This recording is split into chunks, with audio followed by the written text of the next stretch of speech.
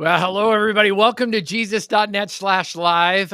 Normally it's Grant and Jared, and I will tell you, Jared's watching from the wings today, but today it's actually Grant and Eric.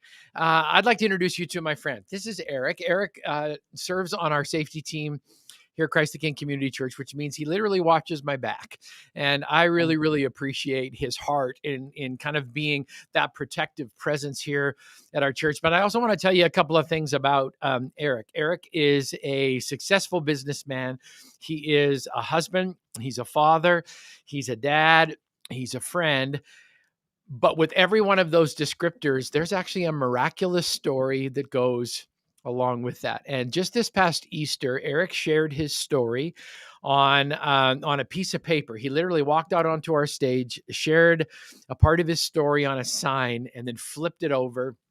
And what I can tell you is his story impacted so many people. People came to Jesus that morning. It was an incredibly humbling experience to be a part of it. So, Eric, welcome.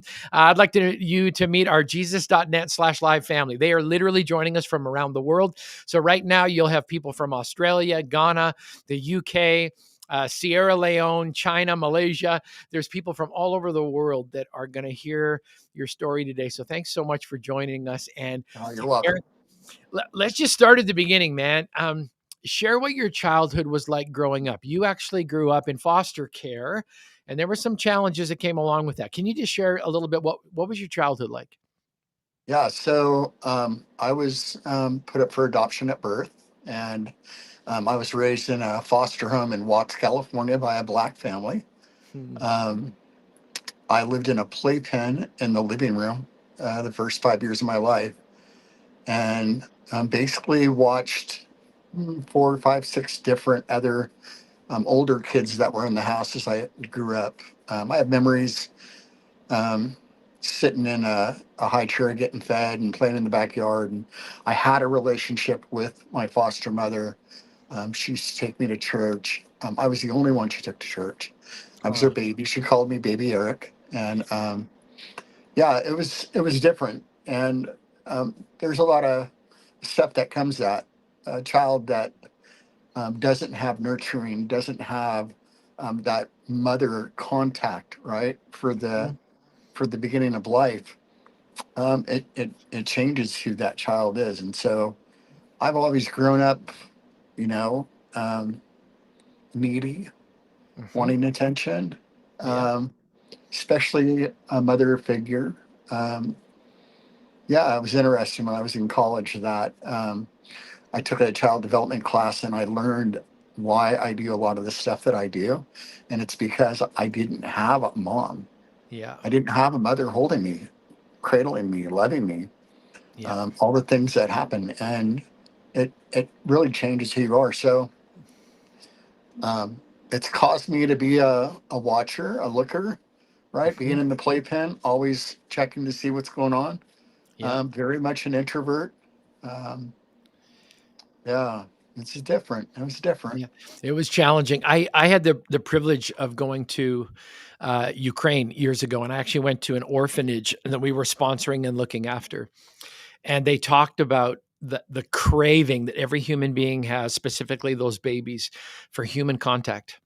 Right. And what I was amazed was when I walked into the orphanage, it was dead silent.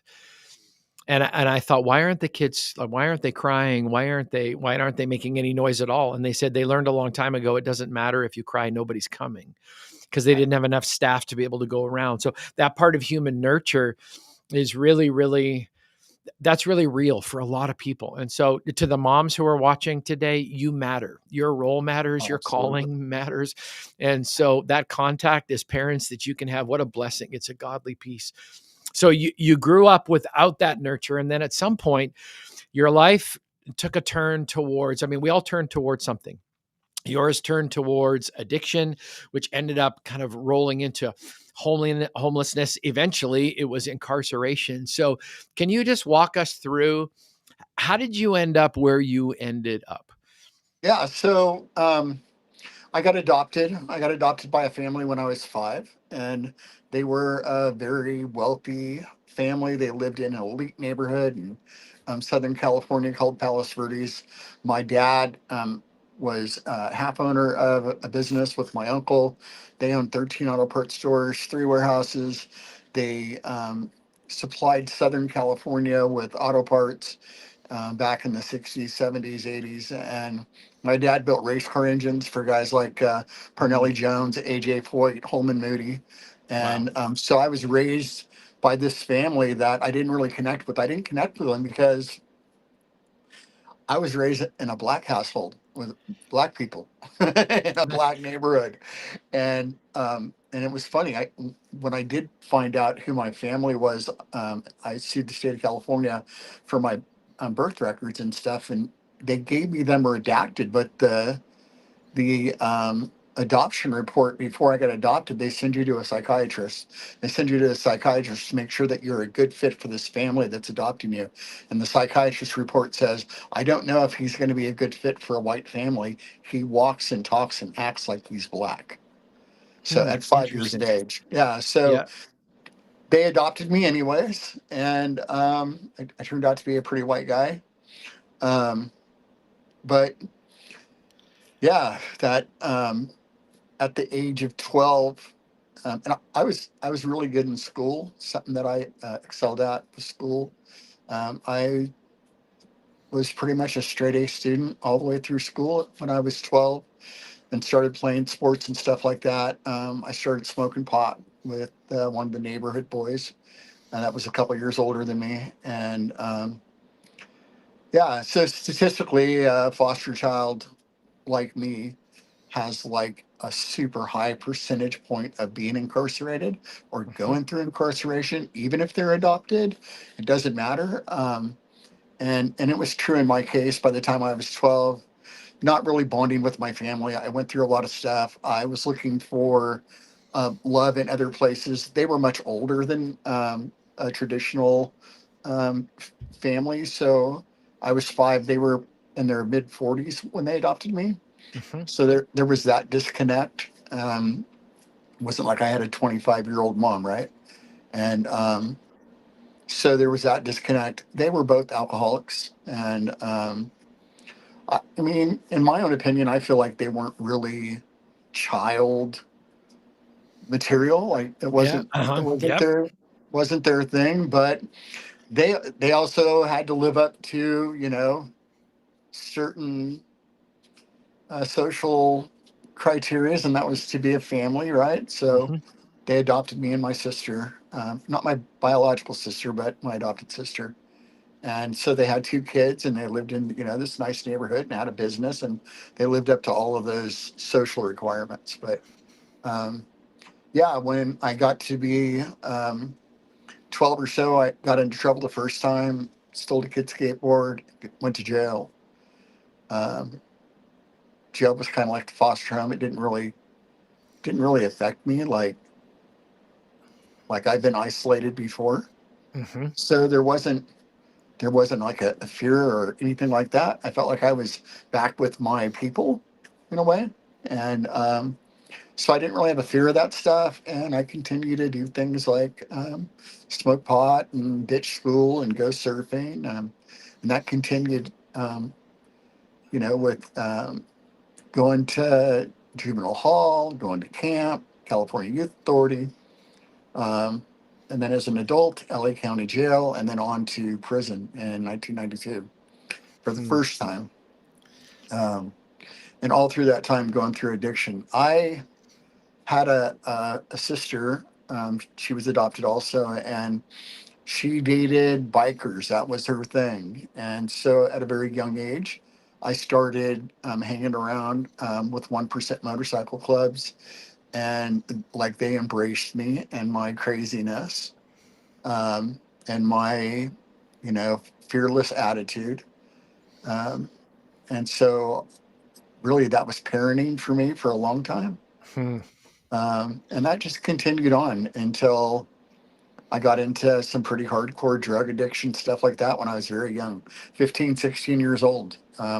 I was using methamphetamines and cocaine and heroin and stuff like that. So back into the early 80s. And that continued on for, years and years and years in and out. So I ended up doing about 17 years in prison, between sentences. Um, Again, it was always like a homecoming, really. Um, those Yep. were other foster kids, basically, right? Yeah. As sick as that sounds, it really was. And it felt like a place where I identified with a lot of people, where I didn't feel that way out in the world, and that's why I felt like I supplemented Mhm. that with drugs, right? Bad relationships, bad choices, and again, that no fear. Like there's no fear of incarceration, because it was like a homecoming. So I just Yeah. continued doing what I did for a long time. Um, yeah, A lot at of one stuff. point. Yeah, a Yeah. lot of stuff going on in there. I want to there's a theme that's kind of emerging here. So, um, first of all, we've got so many godly foster parents and adoptive parents who are a part of a journey and really want to help kids out. But unfortunately, that's not always the story that gets told. But God had a story for you, and you literally were put into a cross cultural immersion. I mean, and yet there was, even though you ended up in two very, very dramatically different families, the theme that Yeah. runs through it is isolation. You felt isolated, you felt alone, and so you filled your life with other things to try and find a way, like, how am I going to break through this isolation? And all the way through, God has this, he's writing the story. He's not inflicting this on you. You're making decisions as you're going, but he's writing a story. And there comes a moment when everything changes for Eric. And it's not Yeah. about your family of origin, it's not about your adoptive family. All of a sudden, Jesus says, I want to adopt you. Can you tell us about that moment? Yeah. So when I was in the foster home, my foster mother would take me to church, and it was a black church. It was worship filled. It was amazing. Amen. We're talking big yellow hats, purple dresses, you name it. Praise and worship So good. was 60% of the service. And then you got to the word, and the word was, it was on point. So I was raised in church. I got adopted by a family that was Lutheran. So I went from one extreme to the other. So I Wow. had God. I had God from the beginning, Mhm. and was exposed to it. Going to a Lutheran church, going through catechism and all that stuff as a teenager. Um, and I was an acolyte. I was a choir boy. I was active in the church at the Lutheran church, and so I had that. And then um, going to prison. I mean, the first thing they do when you get to a prison or you get to a jail is to give you a Bible, Interesting. a pencil and paper. Like these are what you get, and so when you're in that time of sobriety and isolation, as you put it, and you don't really have anything. You have the Word, and that really is something that gives me a lot of strength. Mhm. Um, and so growing up with it, growing up with Bible verses, memories, vacation Bible study, year after year. And then being incarcerated, um, having the Bible in that time. But in 2005, I had got arrested for drugs and credit card fraud. Um, and I fought my case, took it as far as I could, just short of a trial. And the judge, we did a bench trial, so it wasn't a jury trial. And the judge sentenced me to 26 years in prison. Hmm. And at that point, I had already done like 12 and a half years in prison on different, um, so about six different trips. Um, and I got to prison. I was pretty frustrated. I didn't see light at the end of the tunnel. I was getting older in life. And I had an altercation. The altercation ended me up in what they call the SHU, Special Housing Unit, um, or the box. Different people call it different, the hole, the bucket. Hmm. But you're in a one man cell by yourself, locked down 23 hours a day. And it was at that time that um, I had my coming to Christ moment. I took the sheet, you get a sheet and a blanket, And I took that sheet and I just wrapped it around my head and balled up on the floor and I just cried. I just cried. I just begged God to bring me some peace. Like I was willing to do anything at that point, Mm. whatever it took. I was fully committed, and I didn't want the other guys on the tier to hear me in there. That's why I wrapped it around my head Yeah. and cried in it. But yeah, that was it. That was the moment, and right there in that moment, I felt God's presence 100%, and a lot of memories. So like God talked to me. He's like, remember when you were in church with your foster mom and how good that was, and remember the people at the Lutheran church and how good that was, and the happiness they had, and how Yeah. fulfilled they were, and the joy. Right there's no animosity or hate or anger or any of that stuff, and getting back in church was the answer for me, and it was the only answer. I was fully committed at that point to do whatever it took. And so I spent the next 4.5 years. I got all my good time, and I got out in late 2009. Yeah, Amazing. And yeah. now it's incredible. Yeah, I was talking about you behind your back the other day. You were in the comments doing your thing, and a friend of yours walked by, and we were kind of smiling. We talking about Easter just a little bit, and he said, "You know what?" He goes, "Man," he goes, "Eric loves everybody."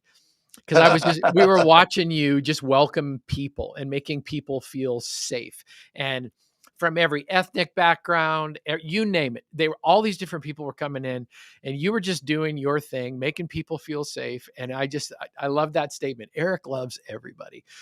Well, Yeah, I know where you learned that from. So when you look back over your life, I mean, you grew up fatherless in yeah. a lot of different ways.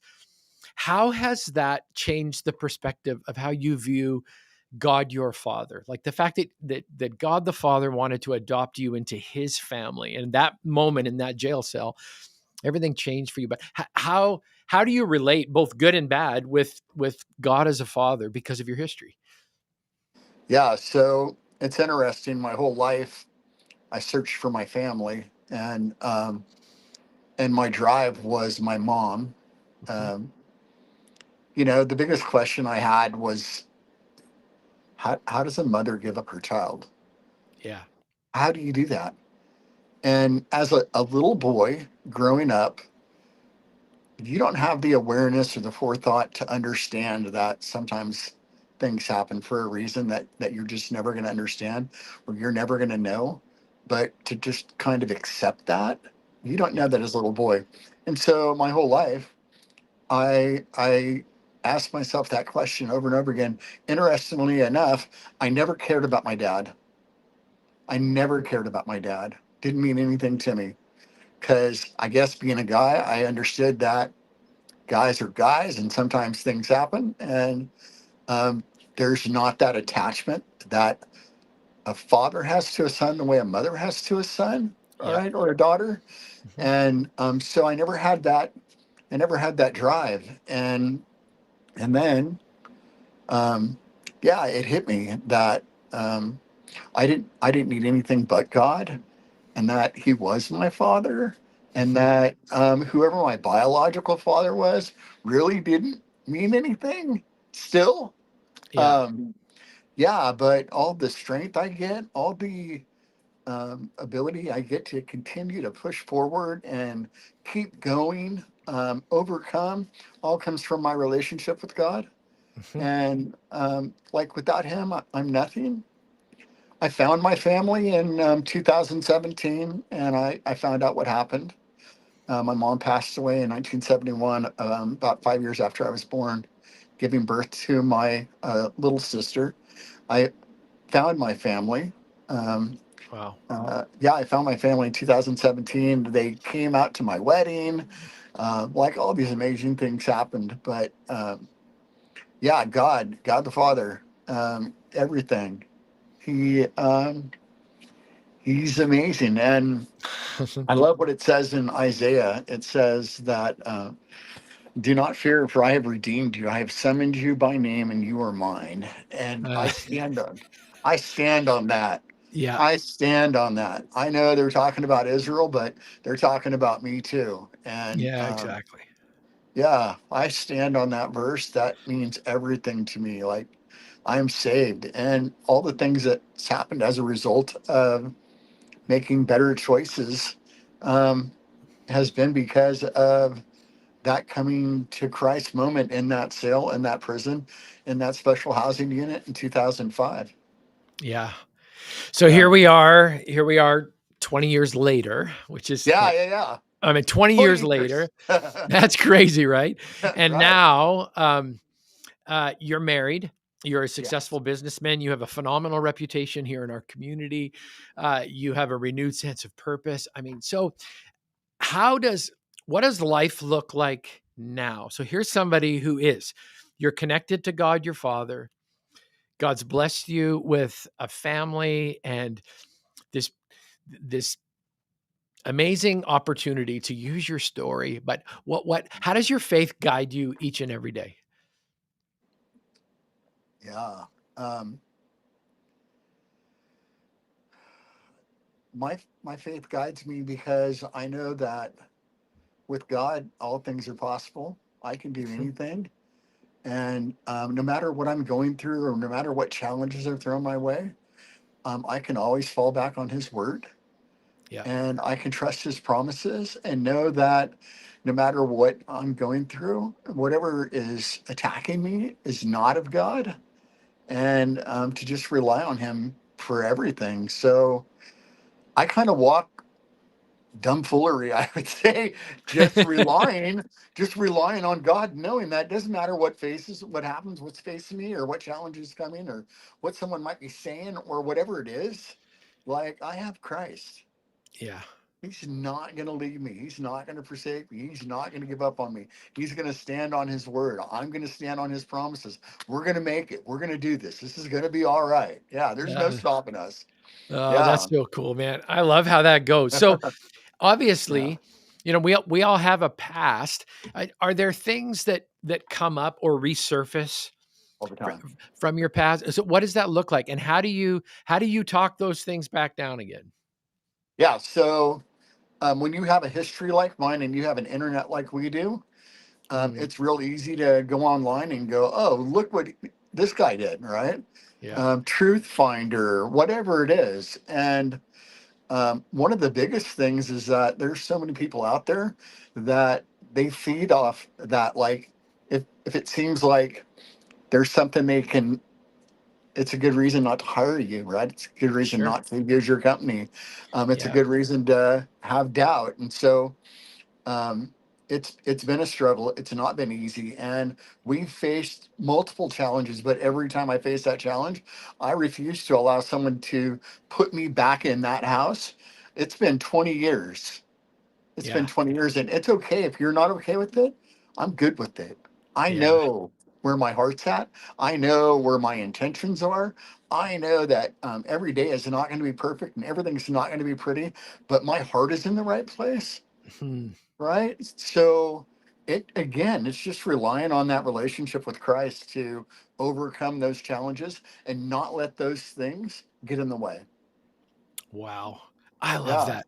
So when you think about the whole continuum of your journey, so you went from a fatherless foster care kid, yeah, and now you are truly a family man. I mean, I've seen you with your wife. I mean, I've seen the whole thing. You yeah, discovered your family. yeah. You found out the story and all the rest of it. There must have been some incredible lessons from fatherless foster kid to family man, and Yeah. not everybody gets the full not everybody gets the full meal deal, but you've probably learned some lessons. So if you could talk to somebody today and just say, like, I know you're feeling isolated. I know you feel like a watcher, like you're just observing it, and maybe you've got some pieces of your life that don't seem to add up. What are some lessons you've learned along the way that you could share with folks that may be struggling with just a different kind of isolation? Yeah. So, one of the blessings I have working on the safety team at church is that we pretty frequently have people that have challenges, and Mhm. they show up at the church with addiction, mental health, alcoholism, whatever it is, family crisis, domestic violence, whatever it is.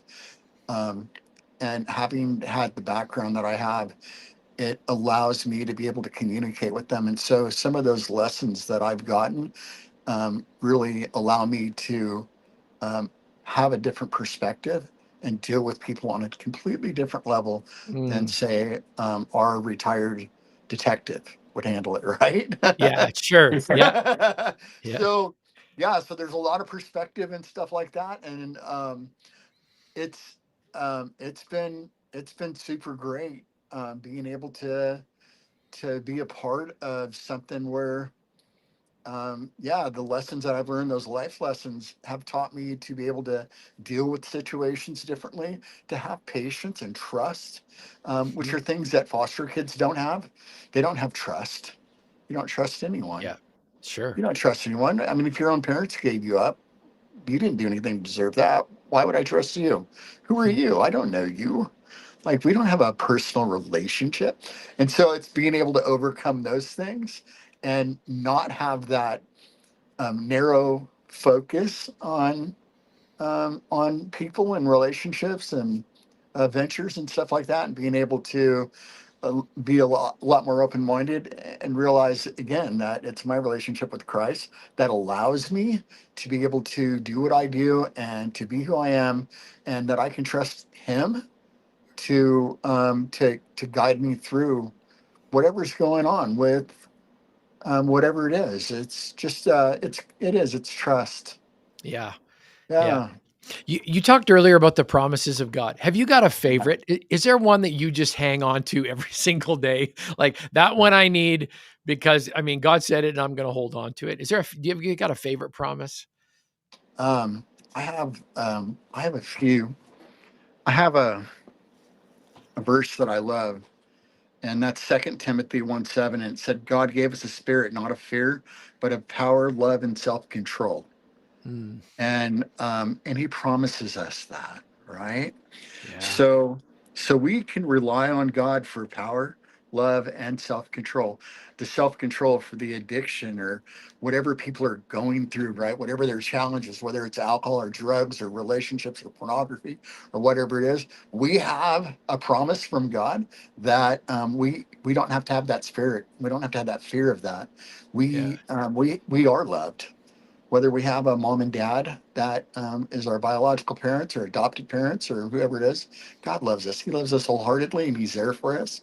And He gives Mm, us just the strength to overcome each and every one of the obstacles that we face in life, and know yeah. that with Him we can do anything. So yeah, all things are possible. Yeah, I love that, right? All yeah. I mean, God said that first, from my understanding, first time to Mary, who just found out she was going to mother. She was really essentially going to be. She was a true mother, but in some senses, a foster parent of the yeah, Son of God. yeah. And Scripture says that's what the angel said. Nothing is impossible with God. Amen. Nothing is Yeah. impossible. Foster parenting isn't impossible. Adoption isn't impossible. And get living through those things and finding Jesus, it's not impossible Amen. because Yeah, Jesus is looking for us and he wants to adopt us into his family, which is pretty powerful, pretty yeah. incredible. So, Eric, we're going to wrap up our time. We're almost done. I can't believe how time just goes so fast when we're having these kinds of conversations. But you really discovered a brand new identity. Your identity wasn't with your foster family. It wasn't with your adoptive family. It wasn't even with your jail family. Um, you found an entirely new identity. So if somebody was sitting out there today and they're watching and they're just going, I want to believe God has an identity for me, but I just don't know. I don't trust anybody. How would Yeah. you encourage them today? Yeah, I would just tell them that all things are possible with Christ, and that with God you can overcome anything. You can overcome whatever the situation is, but you have to learn to trust Him. Um, when you do that, you'll find out that all these other things just seem to fall in place. You have that backbone you need. You have that strength you need. You have that encouragement. Mhm. You can go to your Bible every day and you can pull out words of wisdom and things that give you hope. That's the biggest thing for me, is to be able to tell people that there's hope, that it's not over. If I can go through what I've gone through in my life from being a foster child, being in corrections, you know, for years, and then to bond with Christ and have that intimate, personal, one-on-one relationship, and then to overcome it. And the benefits that I got when I came to Christ, got freedom. When I came to Christ, I no longer was worried about the things that I had done in the past because they were forgiven. When I came to Christ, I had a family. When I came to Christ, I had a place to go and worship and be loved and cared about. When I came to Christ, my family was restored. I found out who my family was. I met my Mm, sisters. We formed a bond. I married my best friend. I started a business. I went back to school. I got my associate's degree, my bachelor's degree, my master's degree in business administration. I opened a business. We've been fairly successful. mm. Um, yeah, it's been incredible. So with God, all these things happen, and without God, I was in prison. I was locked up. I was on drugs. I was addicted. I was like, come on, like, what do you? It's a no brainer. It's a no Yeah, brainer. But yeah, you can do everything with Christ. Without Christ, it's not a very good ride. no kidding. Yeah, You know, choose where you want to be. there you go. I Mhm. love that. Choose where you want to be. And the reason I'm smiling, so Right. this morning, I sit on a commission that works alongside of our local police chief, Yeah. and I was talking. We were talking about just. I mean, they're building a new jail. There's all these new programs and stuff that are going on. Um, and as I was leaving that meeting, I got a text from a guy who said, "Hey Grant, I volunteer at a local work extension place. So it's guys who are incarcerated, but they're doing work extension type stuff." And he goes, we tune in every Wednesday morning at 10 o'clock. Yeah. And I just love that in a couple weeks, they're going to listen to this and you're going to hear they're going to hear you say the words, choose where you want to be.